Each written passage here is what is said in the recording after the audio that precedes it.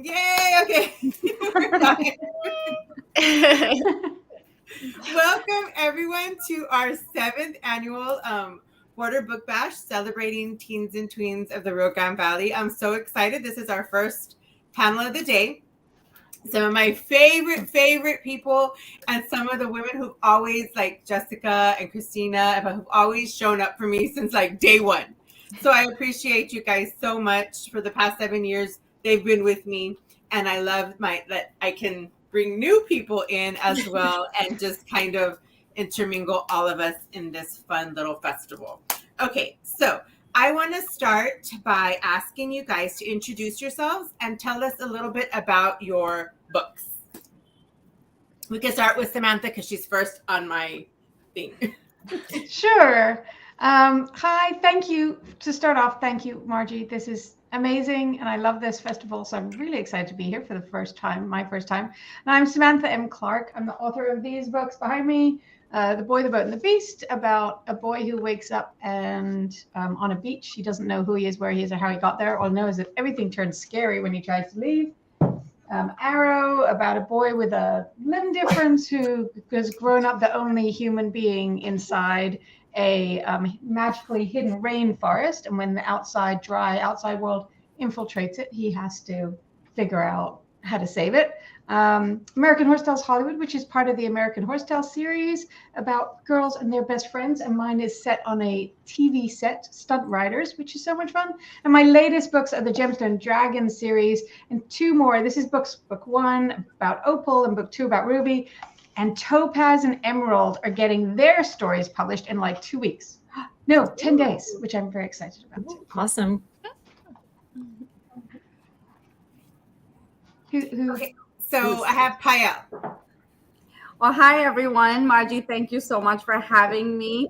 I'm Payal Doshi, and I am the author of Ria and the Blood of the Nectar, which is a middle grade fantasy about 12-year-old Ria Chetri, who lives in a small town in Darjeeling, India. And on the night of her 12th birthday, her twin brother Rohan goes missing, and she has to go and find him. This is a story about sibling love and rivalry, a lot of adventure, mystery, secrets, family and friendship at its core. I wrote this book because I love reading as a kid. I grew up in India. I'm tuning in from India as we speak. I live in Minneapolis, but I'm visiting India. And this is a story that is set in my country. Now, as a kid in India, I barely read books or I would say I never read books that had characters like me on the cover. And I wanted to write a fun adventure mystery where an Indian girl gets to be a hero, gets to save realms, get to have magic and do amazing things, because I feel that stories of brown joy are so important in our world today. And that's why I wrote this book. And that's super cool that you're tuning in from India. Yes. She's our international star. And I think I have one more international. Dominic tunes in from, I think, Bolivia. I'm telling you, I'm loving this whole virtual revolution. I love it so much. We had to go, we used to be, in person, and we had to go online 2020 for COVID, right? And then I wanted to go in person again this year, but it was hard to get all my ducks back in a row after not being in person for such a long time. But then this way, somebody was telling me, you get to, so many people can tune in and you can get people from all over. So just do it again online. Cause I was like, maybe I shouldn't do it because it's online again. And people are probably so bored of online, but no, I didn't want to let it go. So thank you so much for being here, from tuning in from across the world. Yes, my pleasure. I'm so glad that I could make it. Thank you. Christina? Yeah. I was just going to say, I think Sam and Payal, your book covers, I think they should go together. They go together well, don't they? They do. Yes, the art and the like the It's jewels. got like blend.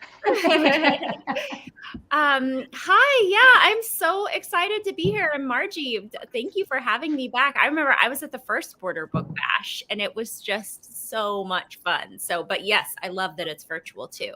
So I'm Christina Soontornvat, and I write lots of different types of books. I write chapter books. I have a graphic novel that just came out called The Tryout. I write, oh, thanks. Sam's going to hold up all my books. I think most of the others are back there. I just happen to have this one on my desk. I write nonfiction, but fantasy is my favorite thing to write. So my latest fantasy novel is called The Last Mapmaker. And this is a story of a young girl who's an apprentice to a mapmaker in her kingdom. And she gets this chance, once in a lifetime chance, to change her life when the mapmaker gets invited on this expedition. And he's supposed to make a map of an undiscovered continent. And if he can do that, they will win fame, fortune. You know, she'll get everything that she's never had in her life before. But when she gets on this ship, she discovers that everyone on board is holding secrets, including her map maker, including her. Like she's hiding her own secrets. So she has to really figure out who she can trust and what she's going to do to follow her big dream, her big goal. And also there is a dragon that is following the ship, that is lurking in the depths of the waters below. So lots of danger and intrigue on the high seas. Love that. Awesome. Thank you. Thank you, Christina. And I'm so happy you're here. I know the past couple of years we've had like times like you're on vacation, you were driving across, and so I'm so glad that you were able to join us this year. Yeah. And Dana. Hi, everybody. I'm Dana Middleton. I'm in California this morning, originally from Georgia. I would say I can only write, though, kids' stories so far that are east of the Mississippi because that's where I was a kid. So I don't know how to be a kid quite in California yet. I may still be working on that. I'm the author of The Infinity Year of Avalon James, which has a little fantasy in it. Open If You Dare, which is a mystery. And my most recent is called Not a Unicorn. Which you would think is a high fantasy, but it's not. It's a very realistic book. Many of you can write all these different worlds. The fantasy I enjoy writing is really based in the real world, where you have this fantastical element that, you know, like she's a regular girl in a regular town at a regular school with a unicorn horn on her head. And so where that goes, and there is some fantasy definitely that comes through from that. But this is Jules' journey, and I'm just so happy it's out in the world now. Yay. I think that's even harder. Like I like when I read really great contemporary novels, like what you write, Dana, I'm like, how do they do that? Like they make like the everyday so exciting. So yeah. I think it's so challenging. Well, it's even funny, like all the different things that, you know, we all write, you know, because everybody does a lot of different things. And like Christina, I've given all 13 to, I cannot tell you how many people who, you know, because it's such a great book, and the different, you know, ways we can approach these different stories, you know, from really realistic to fantasy, I think is going to be fascinating to talk about today. I think like Christina, because, you know, I've followed her for years now with all of her books, and how she's right, she writes everything. Like, how do you do that? How can you like, I'm going to write a nonfiction book today, and then tomorrow I'm going to write a graphic novel? Like, she just does it all. I'm like, my hero. I was like, oh, that's wonderful to have like a brain that can do it all. So yay. Jessica. Hi, Jessica. I'm so happy to Margie. I just want to just reach in and just hug you and hug everybody here. I'm just so honored to be on this panel and to be among all this just incredible talent. Jessica Lee Anderson. I live in Austin, Texas, and I write from very young audience up to teens. One of my stories is a Texas Bigfoot adventure. And I also write nonfiction and some adventure and kind of some of the mundane. I had a ABC bug book for kids that came out this year. And then more recent, it's going to be coming out in a couple days. So I'm really excited about that. And it's the Naomi Nash series. So the first one in this series is called Saving Snakes. So my main character has an interest in snakes. Her mom's a veterinarian and an animal rescuer, so they bring home some very interesting guests to the house, and so she kind of saves this or creates a snake saving club for these misunderstood creatures. And so this one's called Saving Snakes. And then there's the mystery of this ball python for this ball python that kind of just shows up out of nowhere, and trying to figure out kind of the mystery of that. And then the drama noodle involving a hognose snake for anybody that might be a snake fan there. And then Problems at the Pond. So those all release very, very soon. So I'm counting down the days until get to celebrate. And what number will that be for you, Jessica? What number book are you at now? Do you I even think know? this is 55. And then I've got a few in the works. So I think I'm up to 58 right now. So I'm really excited about that. You're like a wizard that's like actually 100 years old, and you have to cast a spell on yourself or something. Now you know why I have so many white hairs, I guess. I don't know. I've been dyed it. That's amazing. Like, that's congratulations. And what I love about you guys always stick to books like Jessica, like for instance, like books about Texas. And I know it's like adventures in Texas. I know I grew up in Texas. I grew up on the border of Texas, and the little adventures I have, I probably can never write books about because they weren't appropriate. It can be a YA book. Children's books about, you mean? You can probably write an adult. Not even no, it was. I love that I got to grow up on the Texas border because we had the best of both worlds. We lived here in America, and we were able, like, my parents had friends in Mexico, so we were able to go to Mexico and then as I got older, Mexico got a little bit more intriguing because we get to go to Mexico for other reasons, and it was just so fun. Mexico, I've never been afraid of Mexico. That's why I get real upset when people are like, oh, like Mexico has never been scary for me. It has wonderful, wonderful memories. Even the crazy memories are wonderful, fun memories. So, but thank you. What I wanted to say also is middle grade books are very important. I know a lot of times the reason I wanted to start Border Book Bash was because I felt there wasn't enough book festivals for teens and tweens. That, you know, a lot of times we focus on the babies, and that's fine. We can focus the babies. That's where we get them, but we have them so well immersed in books in elementary school. I taught junior high. It's harder to get them to read in junior high, and in high school, I'm a high school librarian. It's even harder to get them to want to read in high school. So middle grade books and young adult books are very, very important to me. And thank you so much for writing them. Okay, so our next question. Are you more of an adventure lover or more of a fantasy lover? Samantha. That's really hard to tell because I think they go together so well. You know, most fantasy stories are adventures of some kind, even if it's leaning toward a mystery part. For The Boy, the Boat, and the Beast, there's a mystery element to that because he's trying to figure out what's happened to him, but he goes on this adventure to figure that out. So, you know, it's really hard to say. I do love the fantasy elements, though. I'm kind of similar where I find it hard to write the more contemporary stuff like Dana. I didn't grow up in America. I live in America now, but I grew up all over the place. I was born in Guyana. I was, you know, moved to England. I grew up in England. Then we moved to the Caribbean. Then I lived in 2 different, you know, islands in the Caribbean. So I didn't have the regular childhood that everyone has. And it's very hard for me to write scenes in a school because my schools were in the Caribbean or in England, and even those are different, and they're very different from American schools. So I can't write that authentically. So I try to get my kids out of school as much as possible. Summer break. Right, doing adventures like, you know, the only contemporary book I have is this one, and she skipped school so that she can go to the horses audition.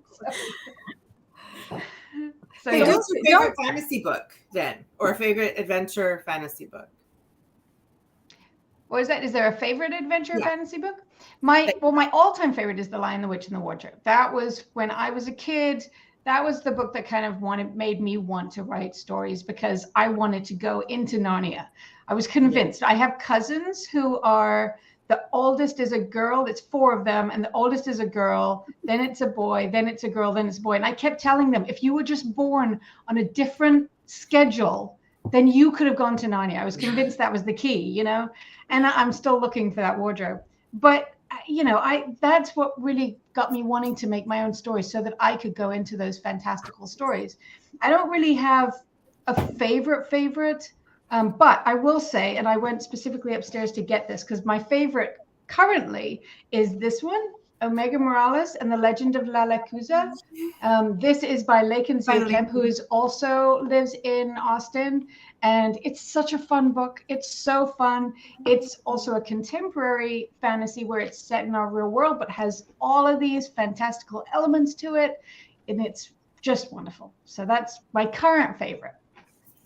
Awesome. Okay, Payal. So what makes you love writing adventure fantasy? I love adventure fantasy because I was always drawn to it. I think whenever I read books again as a kid, I think most of it is very similar to what Samantha said. I grew up in India, in Mumbai, and so much of my school and young life experience was different from the books that I read. Like, I loved Anne of Green Gables. I mean, I didn't, I grew up in the city, but Anne of Green Gables was in this beautiful small town in Canada. Grew up on Sweet Valley, Nancy Drew, and none of that was any similar to what I experienced in India. And in terms of the schooling experiences, so whenever I read, it was always an adventure that I was escaping into. And then there's just something about losing yourself in a world where there's magic and dragons. I mean, how can you beat that? How can you ever beat that? And similarly to Samantha, I was like Chronicles of Narnia. I also think, like, back when, I was a kid in the 90s, I feel like it was like children's books, but then you just read all adult books as well when it came, once you were like 12 and stuff like that. And so I like devoured his Dark Materials. And so for me, and then, Harry Potter came in and all of that changed the game. So for me, writing adventure and fantasy is just something that comes like very naturally to me. So I would rather be in my own book. And so it's basically the stories I write. And what I love about fantasy and adventure, because I really think they go hand in hand, and kind of like Samantha said, even in my own book, Rhea and the Blood, it's a mystery. Like, her brother goes missing, and why does he go missing? And she comes from a sort of a dysfunctional family, a sad family, and like there's so many little mysteries to unravel to figure out what the heart and the emotional aspect of the story is.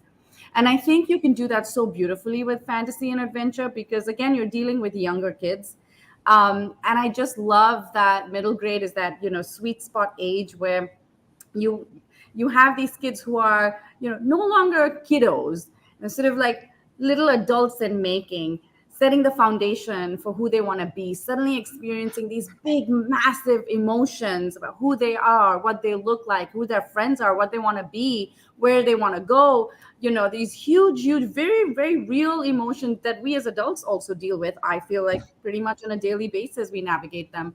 And I think with fantasy and adventure, you can have those deep emotional issues written into your story, but interwoven with this wonderful fantasy and adventure where the kids get lost into it. And it almost isn't as heavy-handed, and yet it can resonate. And I just love that confluence that you get when you write fantasy or adventure, and you can do this little deep dive with the emotional story, because it's the emotions that makes a story universal. All of these stories that I read where nobody looked like me or spoke linguistically like me, came from such different backgrounds from me, have made no difference whatsoever, because I connected with them on a human emotional level completely.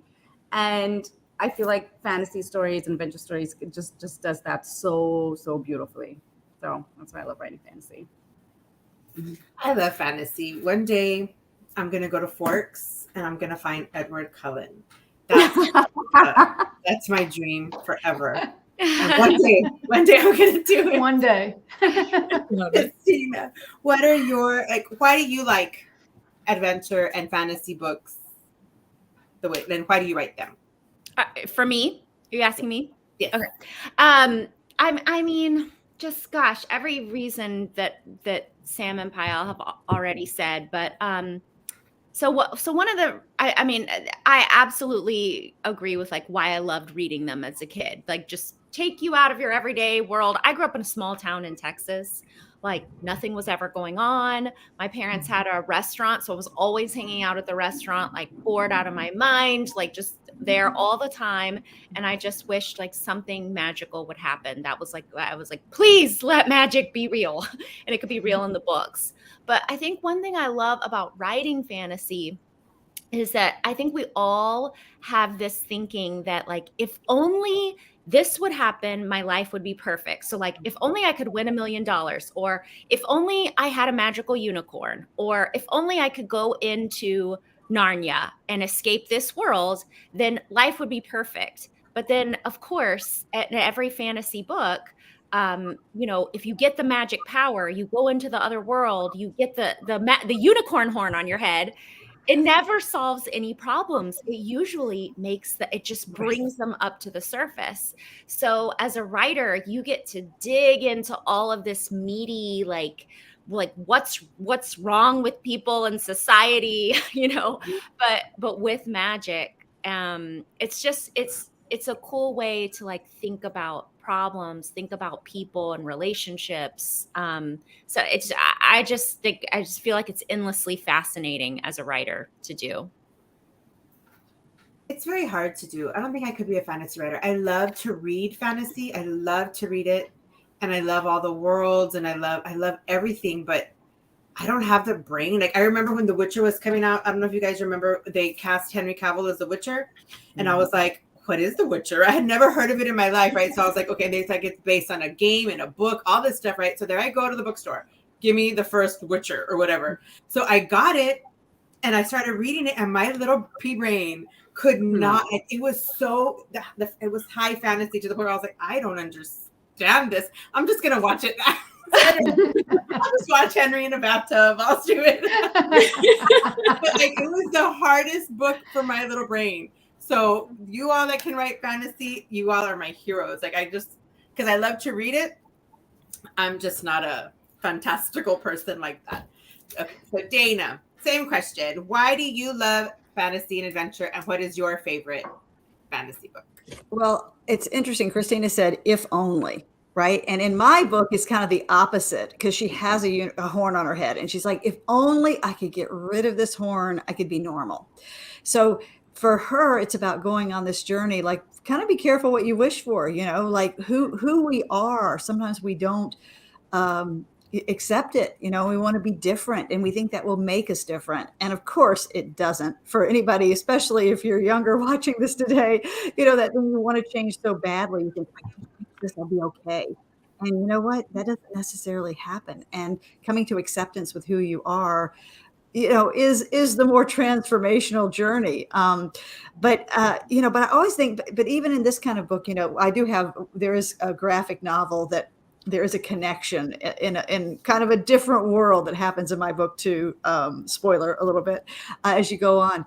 But I love the idea of bringing fantasy into everybody's lives, into kids' lives, because also the fantasy and adventure go together. Even if it's just in a school finding this different world that may not be a high fantasy adventure, but they go together so well. And the idea for me as a kid, if I kept turning the page, that was it. I wanted to read a book that I couldn't put down.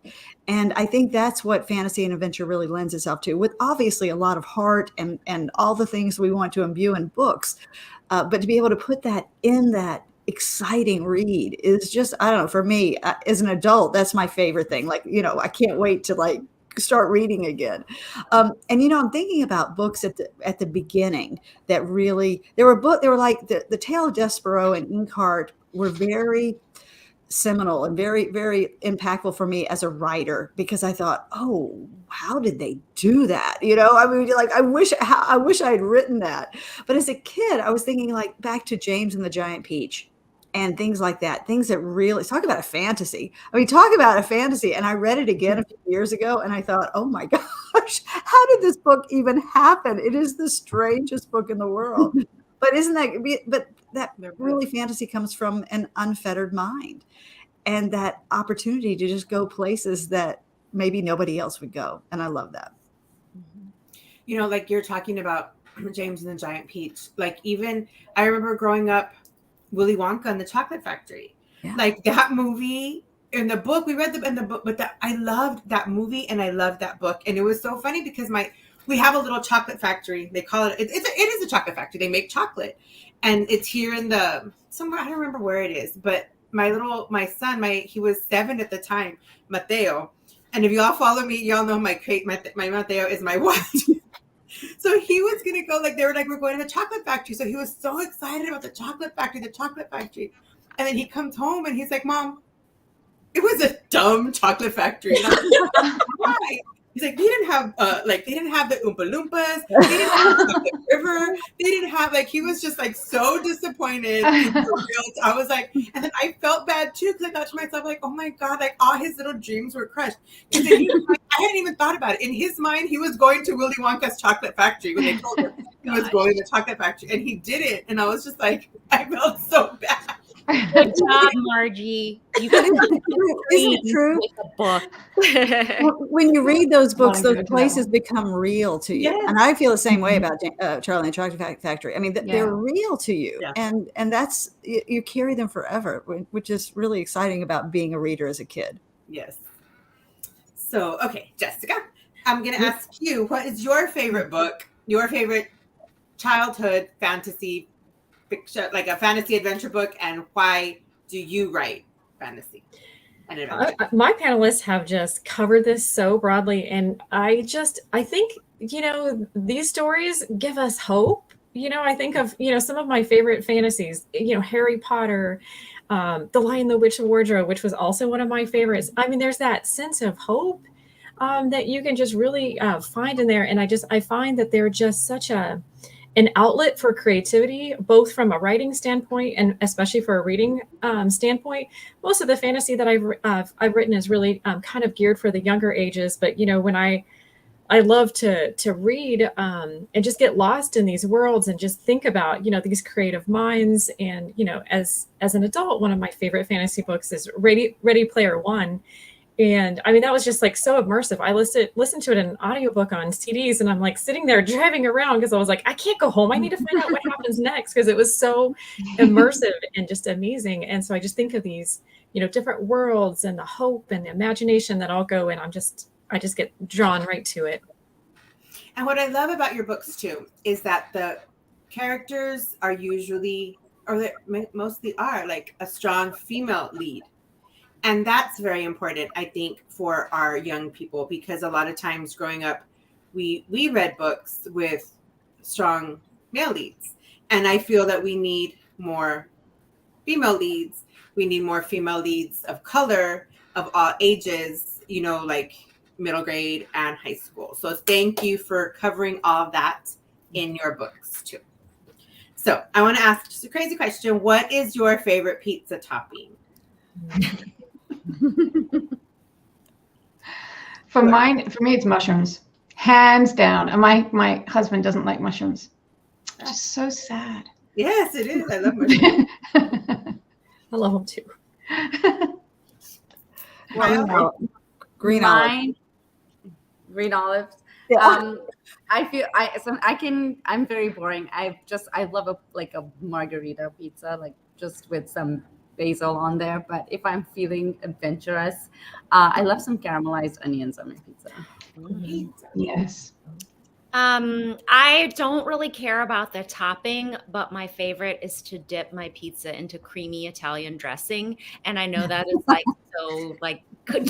frowned upon. I'm sorry, it's good. I have to try that. It's so good. Jessica, what about you? Black olives, and my whole family hates it, so I hardly ever get black olives on a pizza. That's so sad. We need to do this. I need to get a mushroom pizza. You need to get black olive pizza. Yeah. You can do half and half pizzas. Yeah. Because I'm vegetarian and my husband isn't. So we basically live on half and half pizzas. This is a good idea. What kind of a student were you in middle school? Like, were you studious? Were you a rebel? Samantha. I was extremely shy and still am. So when I was in middle school is like 10, 12. I had just moved to Jamaica when I was 10, and I was a new person and in a whole new country. And I went to 2 different schools in 2 different years. And then we moved to the Cayman Islands when I was 12. And I was a new person in a whole different country and a whole different school. So I was pretty much the new person for 3 years. Was very shy, stuck to myself, very invisible. It was a fun time.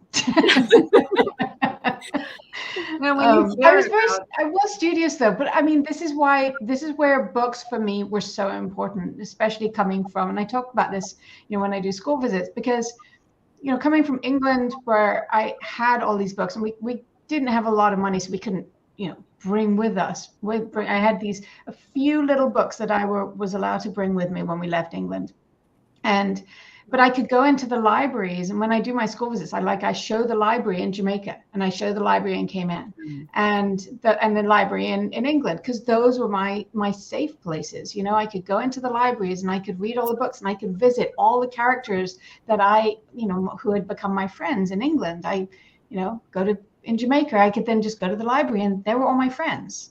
And books, made a huge difference. And another thing too, with the going back to what we were talking about earlier with the fantasy specifically, one of the things that I really love about fantasy is that it allows us to explore emotions and very difficult topics in a safer place, especially for kids, because when things are very, very real, like Dana with your book, it's set in this real world, but having that magical element, allows you to kind of explore this idea of being different and how that the challenges of that, but putting it in this fantasy, giving it this fantasy part just gives it that little bit of an edge for it. For The Boy, the Boat, and the Beast, it's all about fear. It's all about anxiety, which is, how I grew up, just in fear and anxiety my whole life.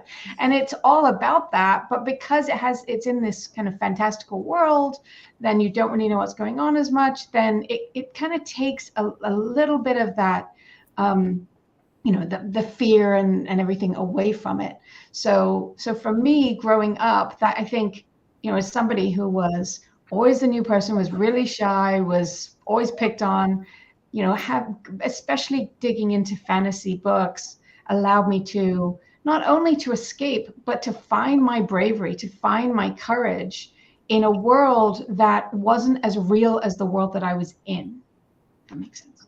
Mm-hmm. That makes so much sense. And I feel like, just adding to that, the fact that it is set, either there's a magical element or that it's set in a fantasy world, makes those deeper emotions universal and more accessible. So someone might look at the girl with the unicorn and feel like, maybe they have ADHD and they relate to her. Maybe there's a new kid who's always transferring schools, and she may relate to that girl because she wants a different life too, or she, that aspect just makes it so universal to every kid, because you can put you can see yourself in that, because it is so removed from reality that it doesn't, it hits home, but hits home in a safe way.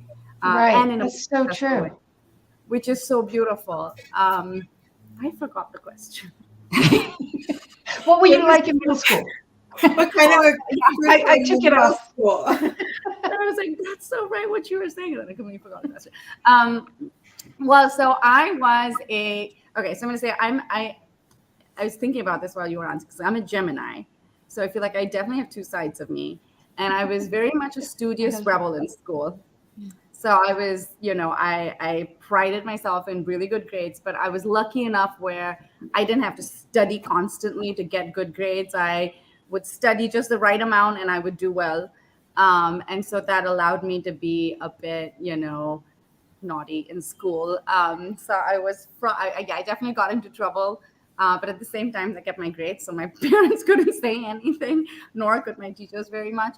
But at the same time, I think I feel like I'm an extroverted introvert, if that makes sense. I need my alone time. I need my space. I also took a long time to realize what I really wanted to do. I, didn't know. I love to read, but I never ever thought of being a writer. I was good in maths. I was good in science. So I thought, oh, maybe I'll do something, in engineering, because my dad's an engineer, and that didn't really fit. I thought, okay, I'll do something in marketing or business. And I studied business management. I did my master's in business management and didn't stick. And I feel like, that part, there's this very confident and extroverted part of my personality, but there was very much this part of my personality where I was just trying to figure out who I was, like what was the thing I wanted to do when I woke up in the morning and felt like, yes, this is it. And it took me until I was 24, which was, to write a book. And then it took me 10 years after that to finish the book and, really get into it. And so, I've entered the publishing industry and writing at, like, I would say 34, 35 when my book came out, when I was that old. And so, yeah, so I feel like I straddle both sides of my personality every now and again. So there's a very extroverted side, but there's also a very internal side, which I think lended itself to reading and just losing myself in books and stories as just one of the most wondrous things that I could do as a kid and as an adult. I feel like we have similar, I think we could have hung out and gotten into a lot of trouble, Payal. I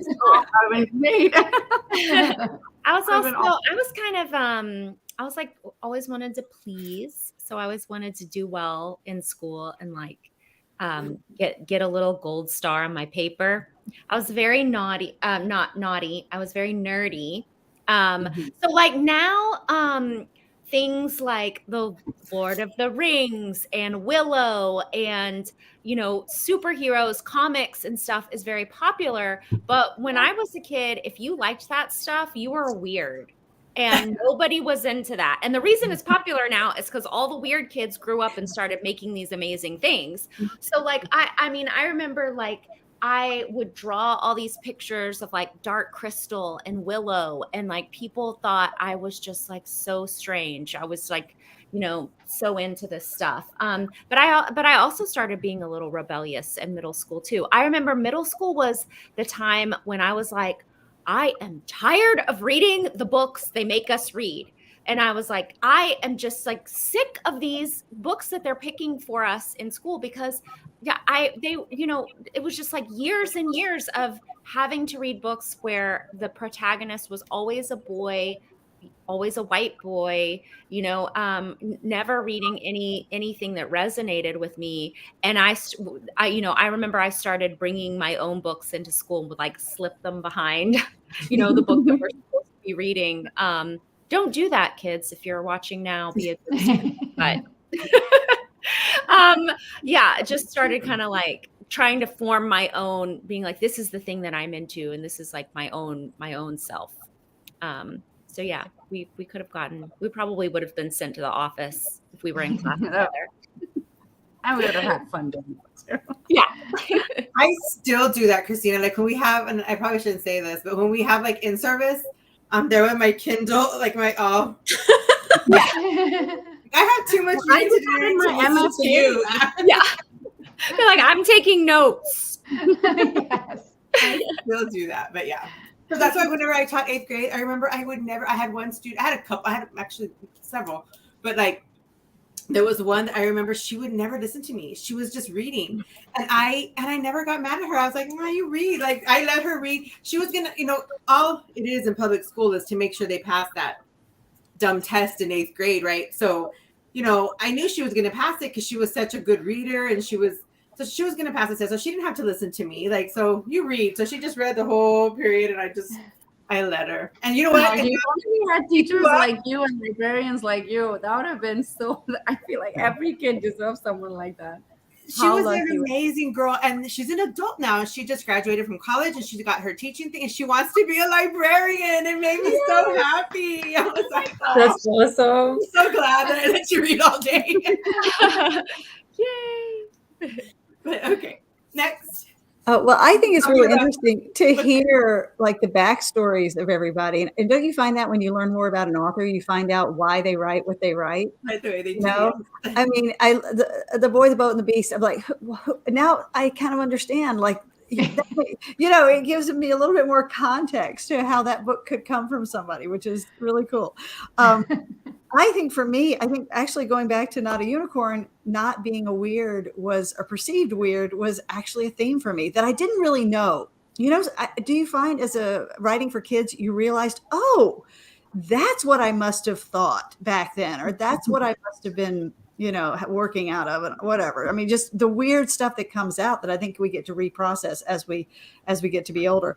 I was on the newspaper, you know, and I was student government and those kinds of things, because I think early on, as much as I love story, I loved, you know, books and movies and anything with a story. You just, you know, when I was little Barbies, whatever it was, you'd make up your own stories.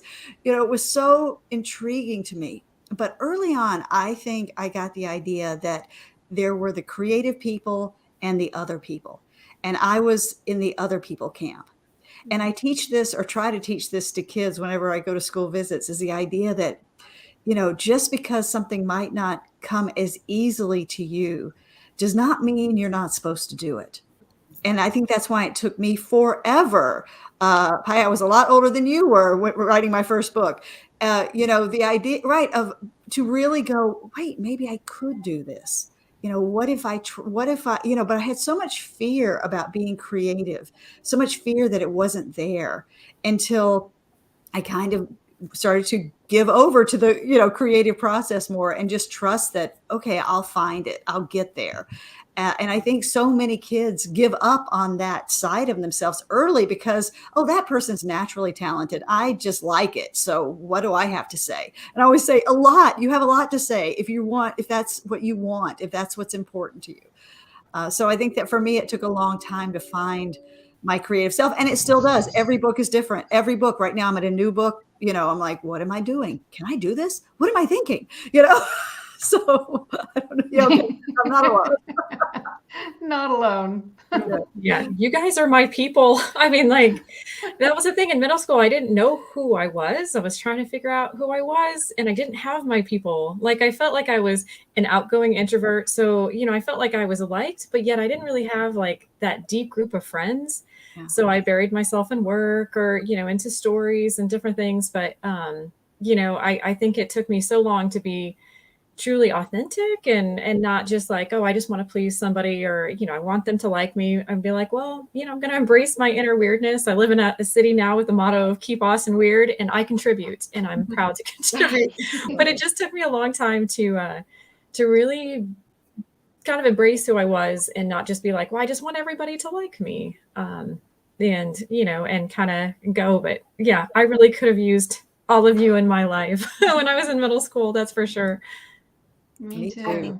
Middle school is such a, like, because I taught, that's where I started my teaching career, was in 8th grade. And I remember, because I used to be a kindergarten teacher aide, and I was like, these babies are so cute, but it takes a special person to like deal with these babies all day. And I'm not special. So I was like, I can't do the babies. It was just, oh my gosh, they were so adorable, but I couldn't see myself there forever. So whenever I went to teach, I taught 8th grade. I was lucky enough to get a position at an Alton Junior High here in Mission. And I taught 8th grade reading. And I loved it. And the only reason I left teaching 8th grade reading was because I was hired as the librarian at the high school that I wanted to be at. So as I wanted to be a high school librarian. So that's the only reason why I left, but I loved it so much. And it was really nice because I left and I went to the high school. And those kids that I taught in 8th grade were there with me at the high school. So I had them another 4 years, and some of them were, so it was just like 8th grade to me, or junior high, is just the most, because they're still, it's like you said, they're still like babies, but they're not babies. They're trying to be adults, but they still want to be, they're still little.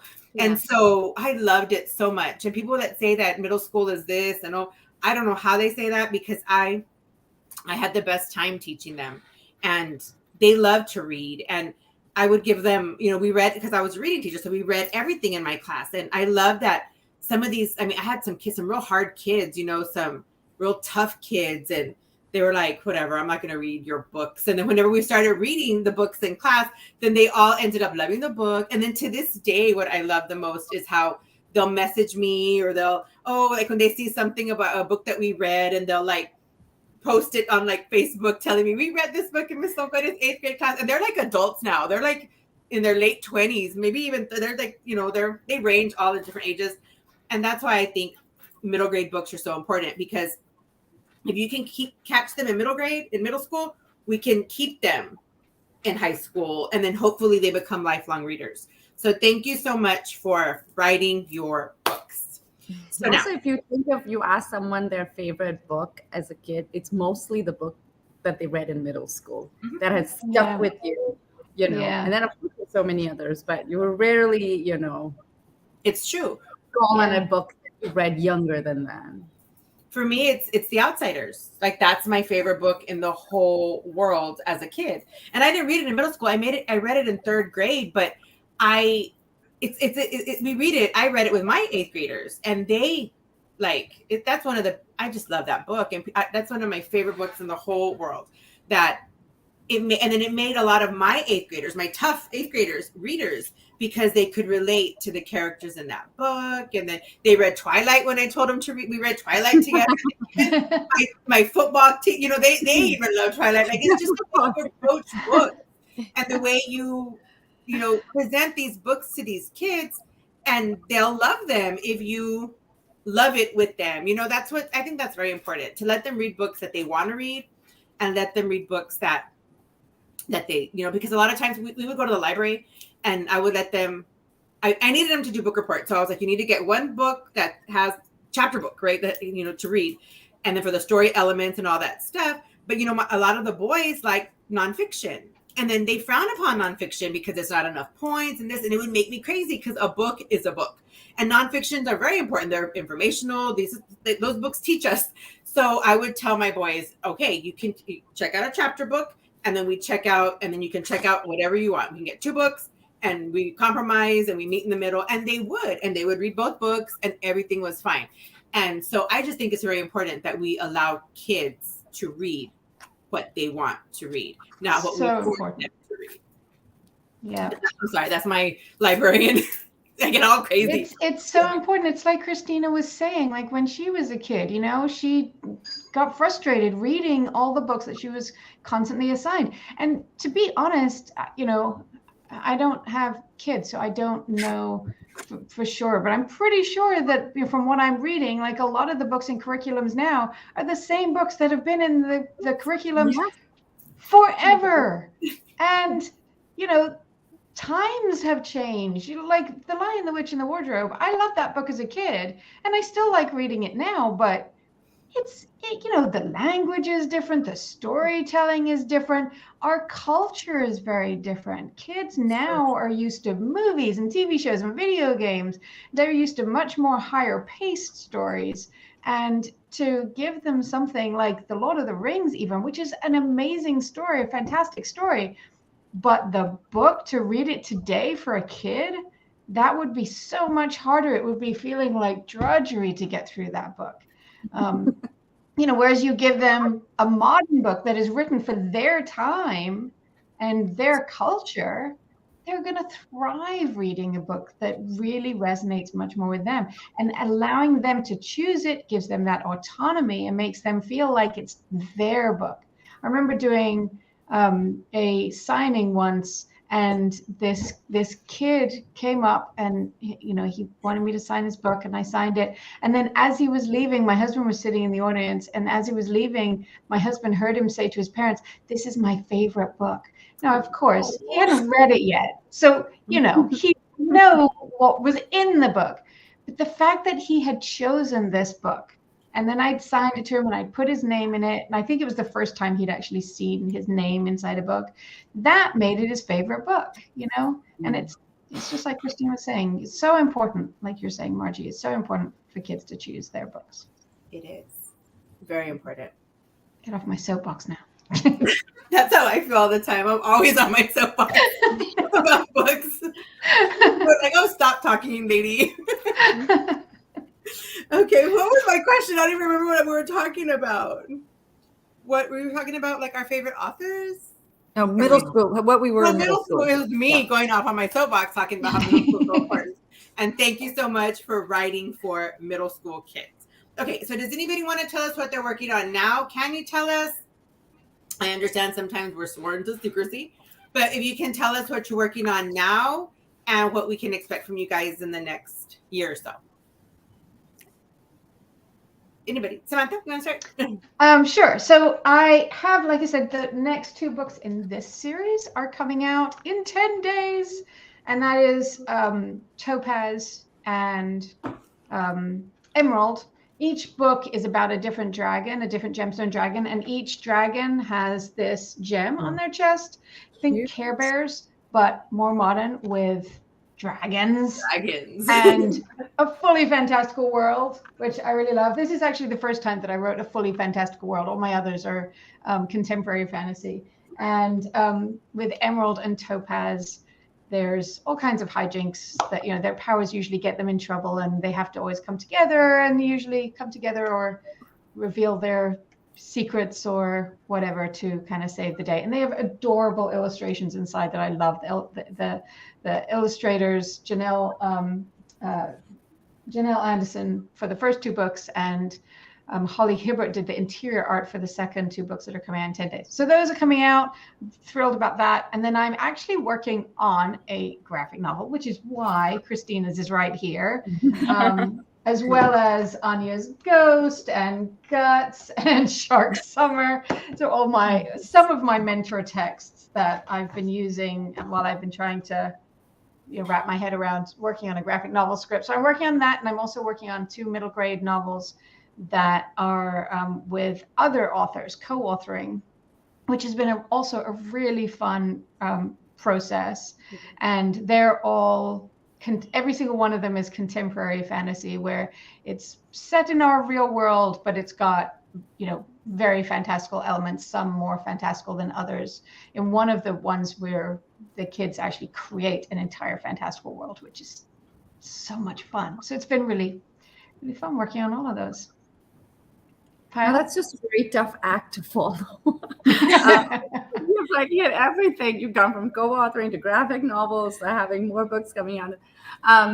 So I'm working on the sequel to Rhea, and I also have I stepped out of my comfort zone and wrote a young adult contemporary short story romance, which were all of the things that in my mind and heart I feel like I'm unable to do, because I'm like, middle grade fantasy is where I want to be forever, which is still the thing. But I took a leap of faith, and so anyway, so I had a really great time. So I have a young adult short story coming out. Now it's been pushed to 2024. It was going to come out in fall of 2023, but it's now coming out early 2024. It's called My Big Fat Desi Wedding, and I think it's 8 of us authors, and it's a genre bending contemporary fantasy. I think there are vampires in some of the stories that chronicle Desi, which is a colloquialism for South Asian culture, and it encompasses all of our crazy big weddings that we have. There's so many cultures within the South Asian culture, and so it chronicles all these different weddings where there are so many stories that are going on with these weddings in the backdrop, and there's a meddling auntie that sort of goes through all of the stories. That's the connecting feature of the anthology. It has been really fun, and I'm very excited for it. So that comes out in 2024. I hope to have the sequel out soon. Awesome. That sounds so good. I can't wait to read that. Yes. I love the concept. Yeah, it's really fun. I'm working on a new fantasy series for younger middle grade. So like second, third, fourth graders. And it's called The Legends of Lotus Island. And the first book comes out in March and it's called The Guardian Test.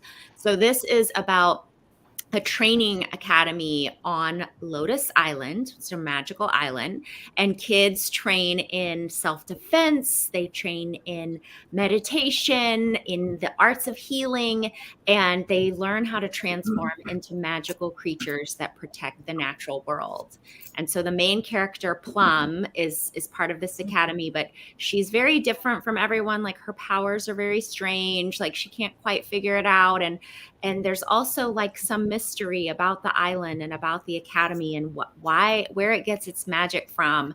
And so those two things are interconnected. So throughout the series, she's going to learn more about herself and learn more about this island. And it's been lots of fun. It's very like fantastical, like lots and lots of magic, and very like the setting is very Thai inspired, which has been fun, but it's very short. So it's about like a fourth as long as my other fantasy novels. So that's been awesome to write. Very challenging. I was just gonna say, I would say it's actually would be very challenging because you have to say so much in very few. Sounds so good. I feel like it's made me a better writer to write shorts, because you have to like just like get down to it. People always think shorter is easier, and that's usually the opposite. Yeah. I agree. Yeah.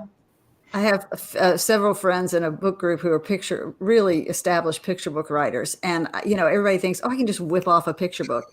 Oh my gosh. I am so intimidated now because I know so much more about what that takes and how, the few words are challenging, and you have to really learn to master that. So anyway, I'm working on I finished with a writing partner, my old screenwriting partner. We've written a ghost mystery that we hope will become a series. And that's really been interesting and fun to write with somebody else, prose. I hadn't done that before. So that's a lot of fun. But now I'm also working on a solo thing, which is adventure spy kind of related, but very much character related. I don't know about you guys, and I think you do, knowing what I've read of you, is for me, it always starts with character. What story does that character want to tell, or adventure or fantasy does that character want to go on? And that informs, where we go as writers, I think, because it's part of the mystery of writing is not knowing exactly where we're going to go.